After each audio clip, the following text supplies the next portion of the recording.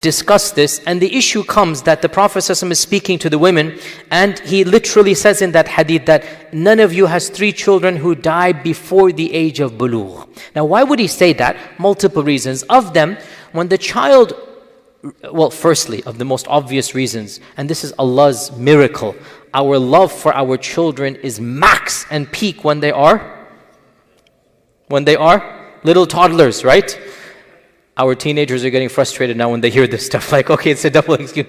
It's Allah's qadr, because you need infinite patience for the 2-year-old, okay? Once the child is 20, you don't need that amount of patience. So Allah Azza wa Jal gifts parents with that amazing tender love that only a parent knows. Only a parent knows that love.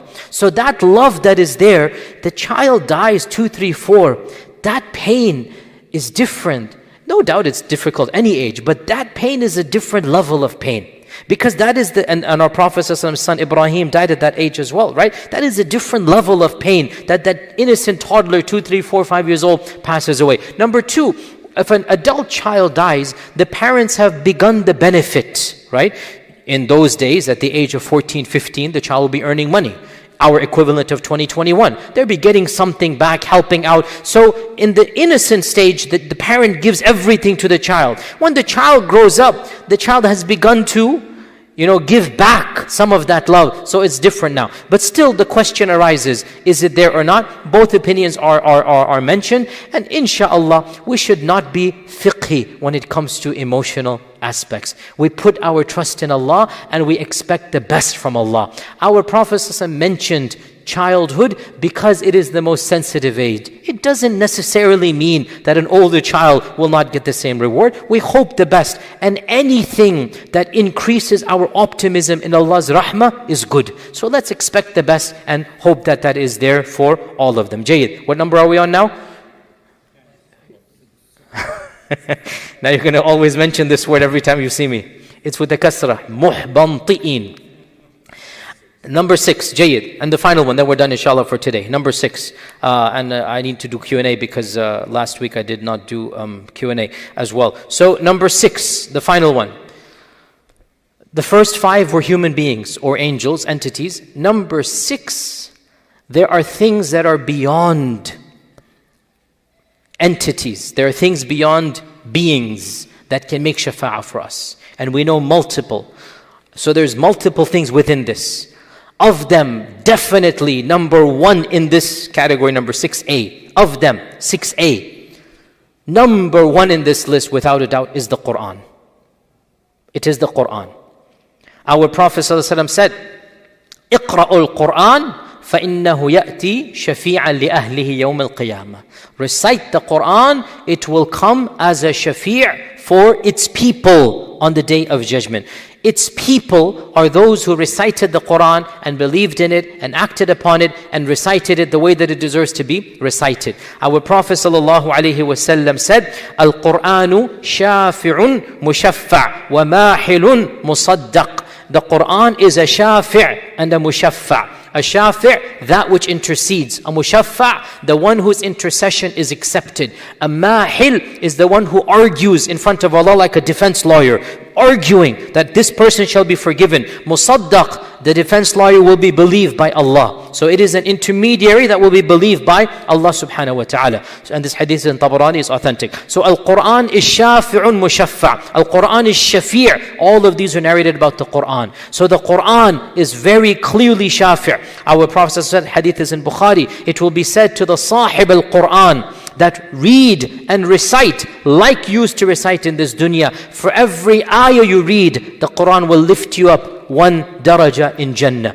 And the last ayah you read will be your last place in Jannah. So all of these indicate the Quran will be a shafi' on the day of judgment. Also in the famous hadith as well, that our Prophet ﷺ said, hadith is Muslim Imam Ahmad, Siyam and the Quran will both bring shafa'ah on the day of judgment.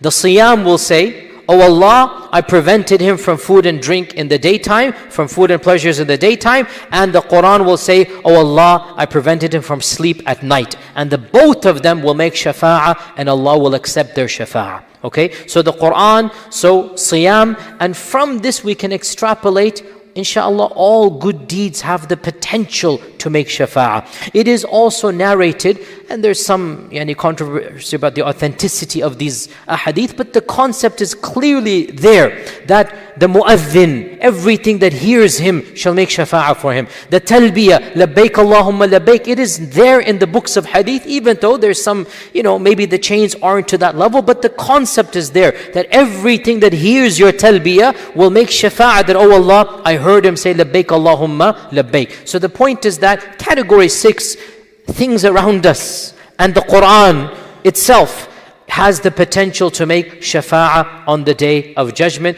These are some of the main categories that I have found, and to the best of my knowledge, pretty much all has been to the best of my knowledge. If you guys discover something else, please come to me, I will add it to the list, but this is what my research has been able to bring, and I hope that it is as comprehensive as humanly possible. With that, inshallah, let's do 5-10 minutes of Q&A. First question from Sister Huma is that, can you repeat what is the age of the children that you mentioned? The hadith mentions that till puberty, right? So, يَبْلُغُ الْحُلُمْ. So this is basically up until the age of 11, 12. That's the tender age where you have to give to the child. We have a question here that, how you said that we should surround ourselves with pious people so that they may do shafa'ah for you. If we keep listening to them, do we qualify for their shafa'ah? I don't get it. If we keep listening to the pious people? No, that's not, inshallah, that's not what she meant.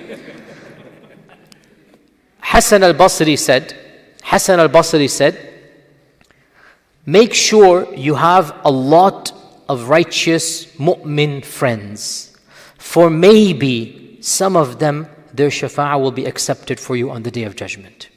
This is Hassan al-Basri. Make sure you have a lot of salih mu'min friends. Maybe somebody's shafa'ah will be accepted for you. And one of the Salaf said that, I love the salihin even though I'm not amongst them. Okay, in fact, Imam Shafi'i has a beautiful poem, and he was awliya al-muttaqeen, but he said, أُحِبُّ الصَّالِحِينَ, I love the salihin, and I'm not from the salihin. That's Imam Shafi'i saying. And if he is saying this, then how about me and you? So, us sinners, we should try our best to find people of iman and taqwa and just be friends with them. Have them as people whom we know, people that we do khidmah for, people that we help out. And this is part of being a good Muslim, right? Our tawakkul is in Allah, but this is our means of tying the camel. This is one of the things we do to have some, a thing over here. So I think that was the question over here. Other question of the brothers, Bismillah, go ahead. Can a person make shafa for a non-Muslim not to go to Jannah, but to lighten their... So the question is, as the Prophet ﷺ made shafa for Abu Talib to lighten his adhab, can another person make shafa'ah for any non-Muslim? And the response is that the default is that which is mentioned for our Prophet ﷺ is unique for him. If Allah grants another exception, that's up to him, obviously. But who is there that has done more khidmah for the ummah as a kafir than Abu Talib? Because Abu Talib's khidmah really and truly saved Islam by Allah's permission. What he did protected the Muslims.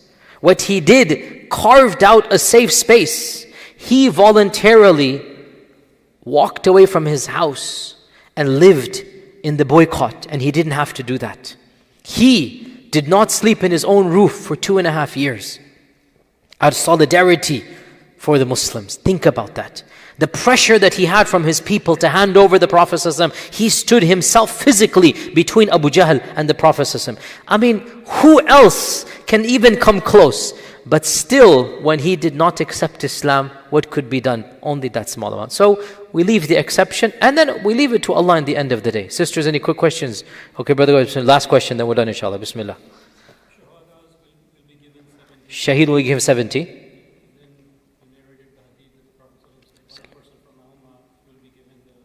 Because Siddiq is a higher level than Shaheed. Siddiq is a higher level than Shaheed. And so there will be people. The Prophet ﷺ said, there shall be one man from my ummah who shall be given the shafa'ah, the equivalent of the tribe of Banu Tamim. So it appears that this is the highest level that will be given after the Prophet ﷺ.